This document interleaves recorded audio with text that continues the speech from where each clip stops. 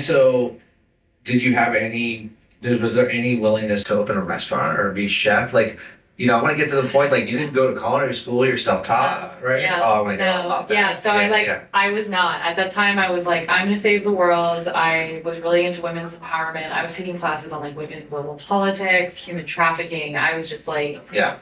I was really into it. And so I actually got an internship with the Women's Democracy Network. And it was this great network that worked with women in 61 countries. And it was, funded, by the government. It was like a nonprofit.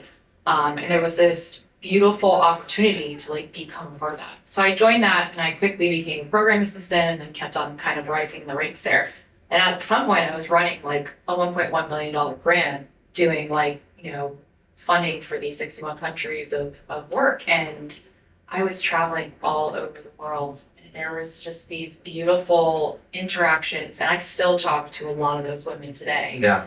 And every time I was in a country, because it was women, even if they were elected officials, like we helped build one of the first like women's caucuses in Mongolia in the parliament, and like all of those women were like badasses, but then they were like, still had to like eat, you still had to take care of our kids, like, And so a lot of the places that I would go to, like especially when I was like in Latin America, like they were just showing me how to be able to like do the badassery of, being an elected official and helping women ascend to leadership roles, but then still like coming together over food. And so I think the pivotal moment for me was like I became obsessed with everywhere that I would go to and everything I would try, especially as I was getting exposed to flavors that I had never really had. Like spice levels in Italian food does not usually go hand in hand. And like if you're in Burma and you're just like crushing, it's amazing. So I became so obsessed that every time I would come home, I would just start recreating the food that I had had. Yeah. And, making these big dinners, we called them, like, I had like a studio apartment and I didn't really have like a dining room table, I had a coffee table. And we'd cook and I would just put this like food out, and we call it animal style. And I would just like cook for all my friends and we would just like enjoy a feast on my coffee table and like have such a great time. Yeah. And that's where I think like the confidence to cook really started to come in, because I was doing these dinners and I was really recreating things without a recipe. Like I was just taking the memory of what I had and trying to get that exact thing. And a lot of times it would happen on the first try. And I was like, it's like, this is interesting. Like, not to toot my own horn, but like, there was this moment of like, okay, like, and my friends were so encouraging and they were like, oh, this is amazing, this, that. I was doing everything from everywhere. And then I went to Uganda for a visit where I had this idea of getting women from all political parties to work together to get women out to vote, because it was a really crucial election. And there was the ruling party there, which is kind of a big deal, and then there was the opposition parties. And so to have these opposition parties and the ruling party in the same room, like, it was really tough. There was a lot of tension. Everybody was like, you kidnapped my like brother, and like everybody was just like really in a really tense place. Yeah. And I was like, this might have been a really bad idea. Really bad idea. I was like, but I stuck with it. I really pushed and I was like, this is gonna work. This is gonna work. And at some point it wasn't working in the conference room. It was like just not gonna work in the conference room. Totally. And so then we just took everyone out to dinner. I organized a big dinner and through food and drinks and a little bit of dancing and everybody just relaxing.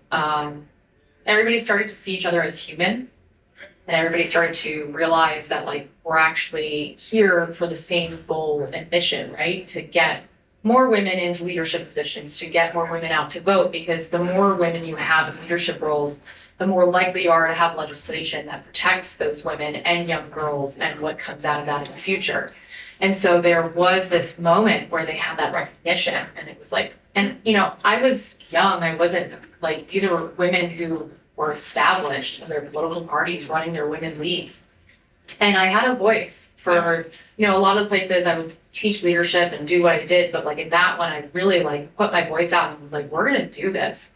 And the next day was just incredible. And then those women worked so hard, tirelessly together for the rest of the election period to get women out to vote. And that impact was so profound for me. Some of those stories of those places that I went to and what we did there, it was so impactful.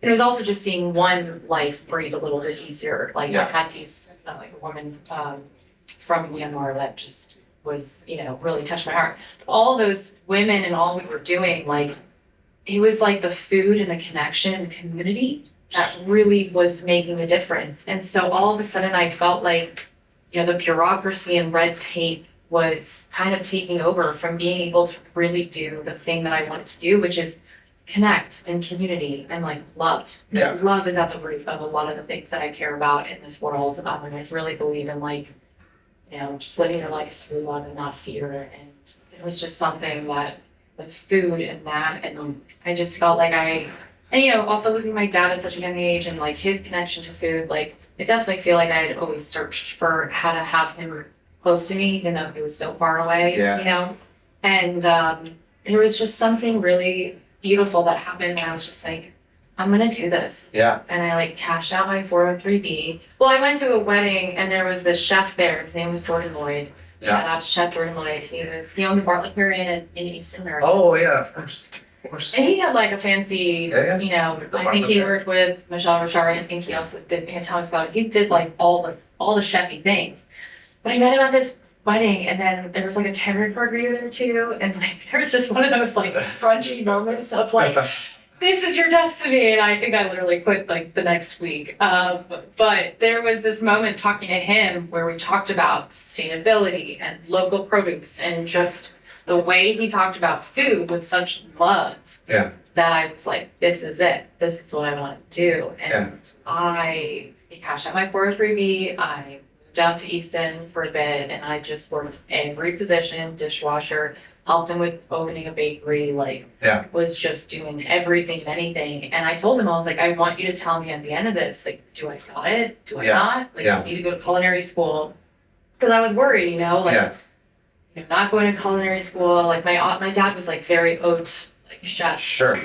He was the pioneer of South rolling. He has an homage for him in Morocco. He was a badass. He was a badass. And I wasn't trying to be my dad. I wanted to be close to him, but I wanted to figure out my own voice in food. Sure. And there was this moment of like, do I have it myself? And he was like, you got it. Like, keep doing what you're doing. You're gonna get there.